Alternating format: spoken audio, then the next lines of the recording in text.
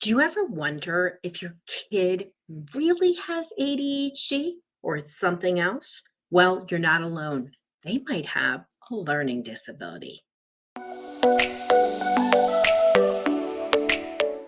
Hi, I'm Dr. Roseann, and we are diving into, is it really ADHD or could it possibly be a learning disability like a reading disability, dyslexia, a math problem? And for 22 years, I did psychoeducational neuropsych testing. And as you can imagine, I was like one badass tester. I'm not doing it anymore. And I loved it.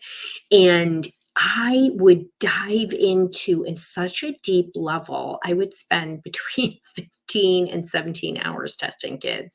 I mean, short periods of time. I usually never tested more than 2 hours. And I would put all the pieces of the puzzle together. And today I use a QEEG brain map to do that. And it really shows us exactly what's going on with the brain, what areas are working and what areas are not. But you still need testing. So let's really dig in to what happens. Why is it that so many kids are diagnosed with ADHD and it's something else? And if you've ever heard me talk, that 50% of the time that when somebody comes to me and they say, "Hey, I have ADHD," it's often something else. So let's dig into learning disabilities because things like dyslexia, which, the gold standard treatment, Orton-Gillingham approach, has been around since 1917. We still don't really understand it. There's a lot of misinformation. I meet teachers all the time that actually tell me, I don't really understand what dyslexia is. I'm always sort of blown away by that, and has a lot to do with teacher training and also what are people's life experiences. But one of the biggest misnomers about dyslexia is that it's a visual processing problem and it's an auditory processing problem. So, if you're a parent and you're really seeing your kid is struggling with learning, let's get into really how do you, at that surface level, how do you as a parent discern and what should you do if you're like, hey, Dr. Rowe, I think that's my kid. Like, how do I really go about diagnosis and assessment? Let's do that. So, number one, let's talk about some of the clues that I've seen in these 30 years that really, I am in there like an FBI auditor, really figuring things out. People fly in all over the world. Honestly, the number one reason is I am a strategist.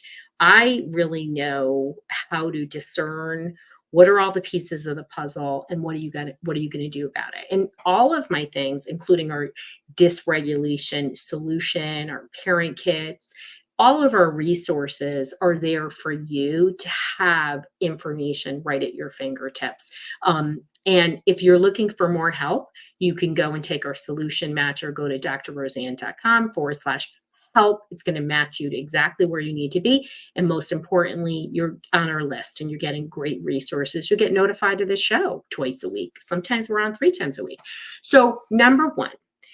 So, one of the things that I see that gets missed, and again, I alluded to about dyslexia, is that there was trouble in learning, early trouble in learning, right? So, particularly reading. If you're a child, so a lot of kids with ADHD, they do not have phonics problems, right? So, you can have ADHD and dyslexia, but I find that a lot of dyslexics are falsely identified as having ADHD when they don't. They tend to have executive functioning problems because their memory capacity kind of wears out. I'll be doing some more episodes out on dyslexia in the next few episodes, so make sure to stay tuned. So, and we have great blogs on our website, drroseann.com. Just go to blogs and type in dyslexia. Because I'm a mama of a dyslexic and I'm married into a dyslexic genius family, of course, right? So they tend to have early reading problems, phonics. So if your child has a reading problem before the 3rd grade, it's a phonics problem, people. Okay? You got yourself a problem. If they've been flagged for summer help before 3rd grade, they're probably dyslexic. I'm just saying. So the incidence of math disabilities is much smaller, and clearly it shows up in math. Hello, Dr. Rowe, neurodivergent math problem disability. So when you are getting that early help, it means the phonics are really is a struggle. And so a lot of times these kids, think about dyslexia as being in a classroom where people are speaking Japanese and you speak English. And they can lose attention because they are not capturing what's going on. They're really missing. They're not being given the instruction in the way that their brain needs it in order to read. And the great part about dyslexia is when you get the right instruction, your brain sinks in and is able to learn to read very quickly. So, number one, early reading problems. Pretty sure unless your kid literally can't pay attention like for 1 second, which I have seen, go watch the video of Alex because he went and got neurofeedback and he doesn't forget about it. He doesn't have a single problem these days. He's amazing. But if you really you can pay attention at different points, it's not like you have zero attention, even in high interest area. You have a reading problem, good chance really have a learning disability and dyslexia. And a lot of these kids are just diagnosed with a reading disability because the practitioner, private or school, does not understand. We're going to talk about how to diagnose. Okay. There is your trouble learning despite being able to pay attention. Pretty sure you're going to have a learning disability, right? So you can pay attention, but you just can't learn, right? That means there's a processing problem. And remember, attention and processing doesn't mean you don't have a normal intellect. People with ADHD and dyslexia tend to have a high average or above IQ. I know. Isn't it cool? And that's why they can compensate and mask so well. And also when you have their high interest areas. Okay. We have a family history, dyslexia, reading problems, speech and language problems, a learning disability, a math disability, much higher chance that it's a learning disability, right? But ultimately, how do we diagnose this? We need individually administered tests. So Dr. Rowe, I already said, starts with a QEEG, a deep intake, but ultimately, I can't diagnose dyslexia unless you're administering one-to-one tests. And you really want a proper reading assessment. I mean, please. I was one of only 4 or 5 people in my state who specialize in dyslexia because it's very neurologically complex. So you want somebody who really knows what they're doing. And certain states do a great job. Like, the number one state people come to me from is Texas. How about that? Give a shout out to my Texas mamas and papas. And surprisingly, they have dyslexia specialists assigned to each of the schools. So they actually know quite a bit about dyslexia there. Where in other schools, Connecticut, hello, I mean, it's only been 10 years since the teachers have been getting reading instruction instruction about reading and dyslexia. So the old school teachers, they don't know anything about it unless they happen to have a dyslexic kid themselves. How about that?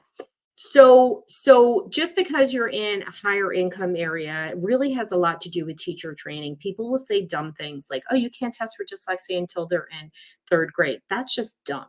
Okay. We can comfortably assess a dyslexic at 4.5 with 80 to 85% accuracy with one test. Takes about 30 minutes. So we want to have that individual assessment by somebody who really knows what they're doing.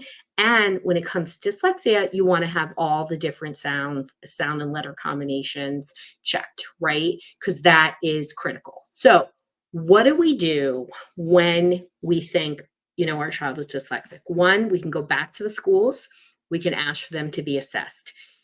You can get a private evaluation. I'd be very cautious about a private evaluation unless that person really is an expert in reading.